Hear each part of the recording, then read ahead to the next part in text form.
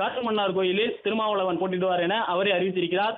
விசிகாவினுடைய தலைவராக இருக்கக்கூடிய திருமாவளவன் ஏற்கனவே நாடாளுமன்ற உறுப்பினராக இருக்கக்கூடியவர். ஆனால் மாநில அரசியலில் அவருடைய தேவை இருப்பதாகவும் மாநில அரசியலில் இறங்க வேண்டும் என்பதற்காகவும் போட்டியிடுவதாக தெரிவித்து காட்டுமன்னார் கோயிலில் திருமாவளவன் போட்டியிடப் போவதாக சொல்லப்பட்டிருக்கிறது.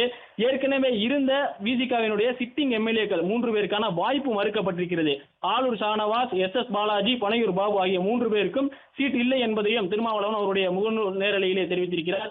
கிட்டத்தட்ட ஆளூர் ஷானவாஸுக்கான வாய்ப்பு உறுதி செய்யப்பட்டதாக சொல்லப்பட்டிருந்தாலும் அவருக்கான வாய்ப்பு மறுக்கப்பட்டிருக்கிறது.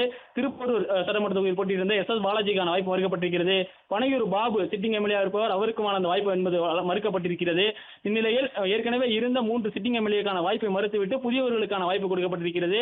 அந்த வகையில் 8 சட்டமன்ற தொகுதிகளில் விசிக போட்டியிடக்கூடிய அந்த சட்டமன்ற தொகுதிகளில் வேட்பாளர்களை திருமாவளவன் அறிவித்திருக்கிறார். பெரியகுளம் சக்திவேல் என்ற ஆற்றல் அரசு, அரக்கோணம் எழில் கரோலின், பன்ருட்டி அப்துல் ரகுமான், திருப்போரூர் பன்னீர்தாஸ், கள்ளக்குறிச்சி மாலதி, செய்யூர் சிந்தனை செல்வன், காட்டுமன்னார் கோயிலில் விசிகாவினுடைய தலைவர் திருமாவளவன் போட்டியிடுவார் என்கின்ற அறிவிப்பை விட்டிருக்கிறார். அவர் முகநூல் நேரலையில் அவர்களுடைய தொண்டர்களுக்கு தெரிவிக்கும் விதமாக என்ன தெரிவித்திருக்கிறார். பல்வேறு வருத்தங்கள் இருப்பதை தான் அவர் முதலில் குறிப்பிட்டிருக்கிறார். அதாவது இந்த கூட்டணியில் பல்வேறு வருத்தங்களுடன் தான் தொடர்கிறோம் என்கின்ற வகையிலே அவருடைய அந்த முகநூல் உரை என்பது இருந்திருக்கிறது. கூடுதல் தொகுதிகளை கேட்டு பெற முடியவில்லை என்ற வருத்தம் இருக்கிறது. உளவியல் ரீதியாக தான் பாதிக்கப்பட்டிருப்பதாகவும் திருமாவளவன் தெரிவித்திருக்கிறார். குறிப்பாக அரூர் தொகுதியை கேட்டு பெற முடியவில்லை என்பதற்கான வருத்தம் இருக்கிறது. அந்த தொகுதியில் இருப்பவரிடம் வருத்தத்தை தெரிவித்துக் கொள்வதாகவும் திருமாவளவன் குறிப்பிட்டிருக்கிறார்.